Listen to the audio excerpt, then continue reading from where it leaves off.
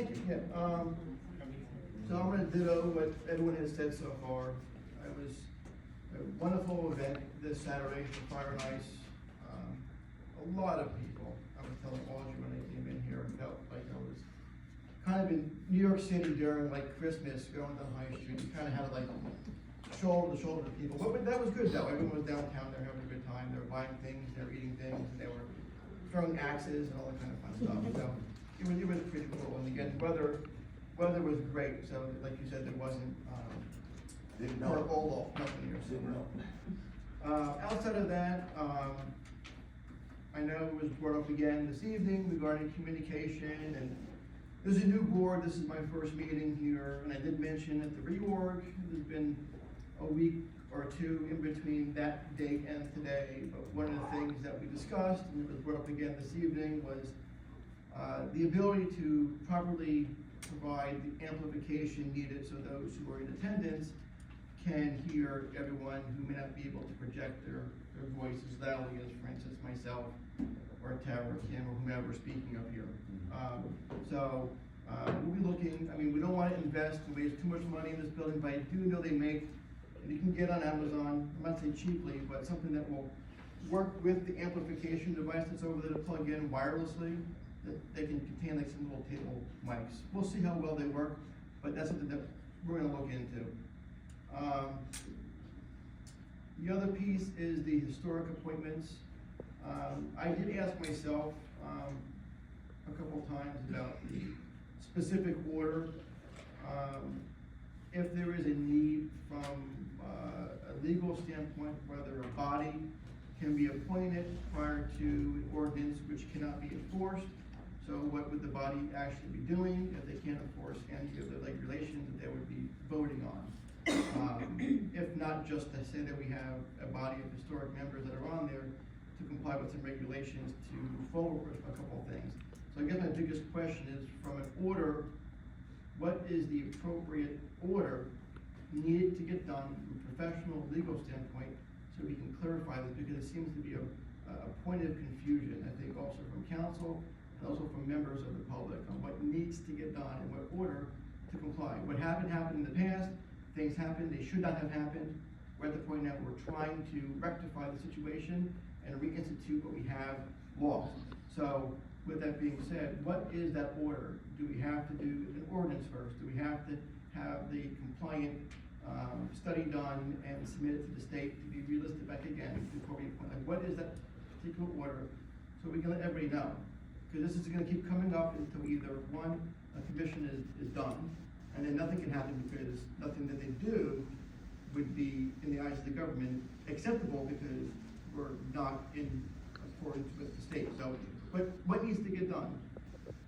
So I think to your point, that if you appointed anyone to the commission right now, they would have nothing to enforce because you don't have an enforceable ordinance on your books, an enforceable compliant ordinance on your books.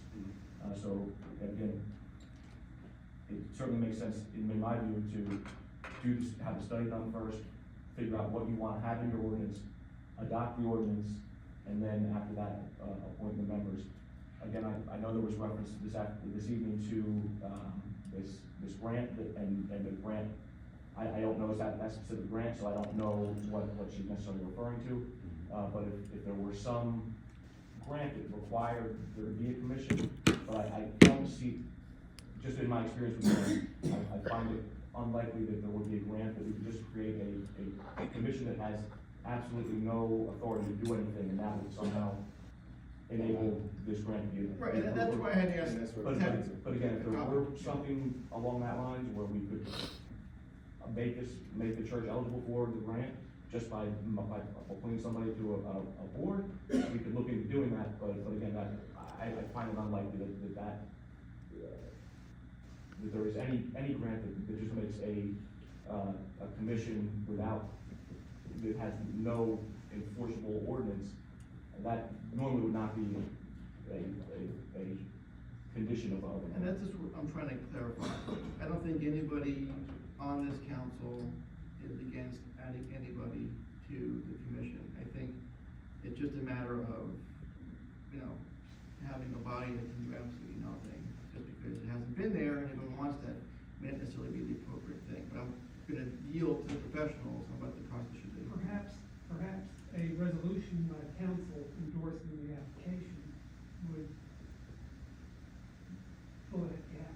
Are you referring to the grant application? Yeah, Well, yeah, and that's why I'd asked for a copy of the grant, so we can look at it and see what she was referring to. So there's opportunity that we can do to do such a thing and ensure the grantor that this is gonna occur, then maybe they'll go like this and say, your application can proceed, because by the time this goes through, it'll be in effect. in that resolution, you can reference that you are updating the historic element master plan and going to be doing the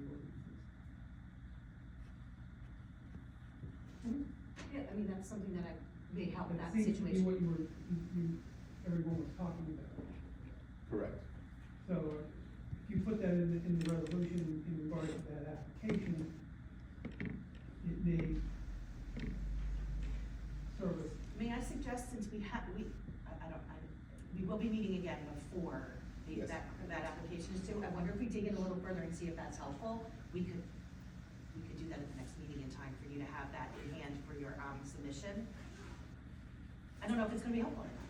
Well, the directions from the New Jersey, in the old booklet, the New Jersey Certified Local Government Guidelines on page 2 tells you how to go through the process. And the third line in it says appoint the commission. The next line, do the application to the CLG. The next one, do the policies. It's written from the state of New Jersey. And I Right, sent no, it to that's- Rich, I just sent it to you. That's not what we're. That's not the referring to. grant. That's not what That's- we're- Yeah, no, we were. That's the historical commission that you're talking about. That's what this guidelines are for. It's in print. Hard to appoint people like soon, like by the next meeting. So the first meeting is just a reorg, where they all get to know each other and figure out who's gonna be the chair and what have you. And so the first meeting, you're really not gonna get much done other than get oriented, so we still.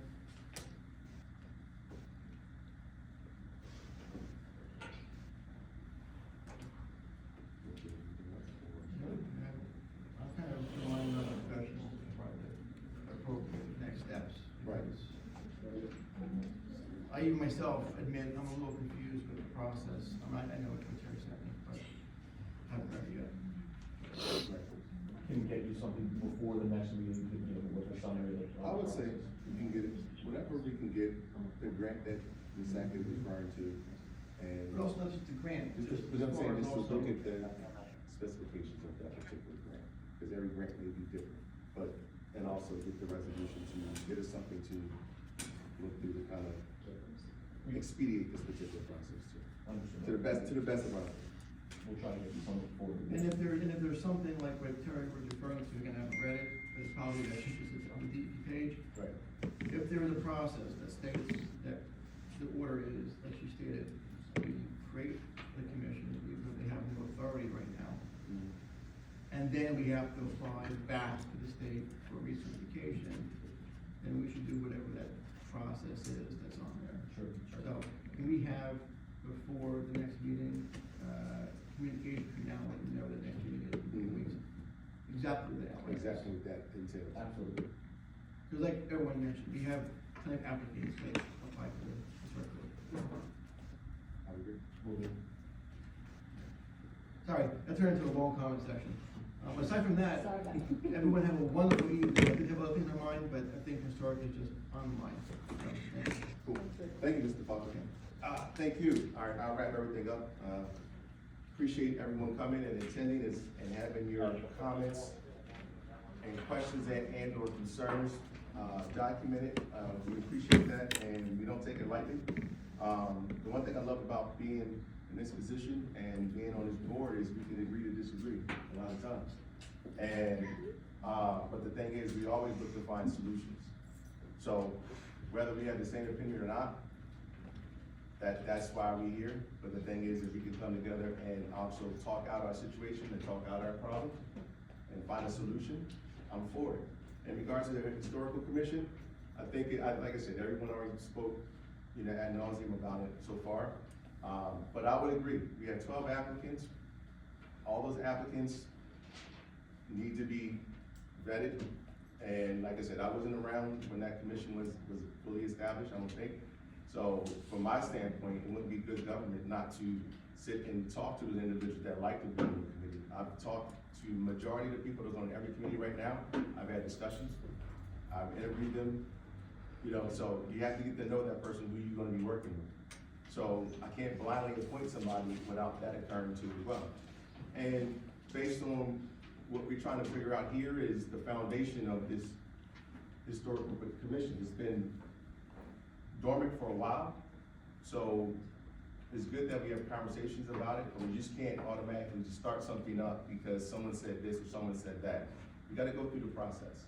And it doesn't make sense for me to, if you don't have the foundation, you can't build onto the house. So we need the foundation set, and that's what Mr. Falco said, and I think that's what everybody's referring to. We need a foundation to go from, and we rely on our professionals to kind of help us guide us through this particular process.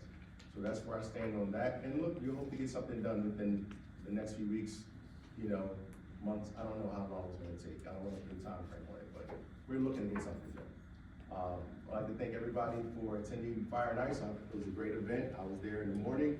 I didn't stay for the whole day because I had some other commitments to do, but it looks like everyone had a great time. And who actually won the chin contest? RCBC, who can speak to who Who won? can speak- Terry, who you can speak know. Who won? I'll send it over to you tomorrow. The RCBC won the, judges, first place, and then the, Okay.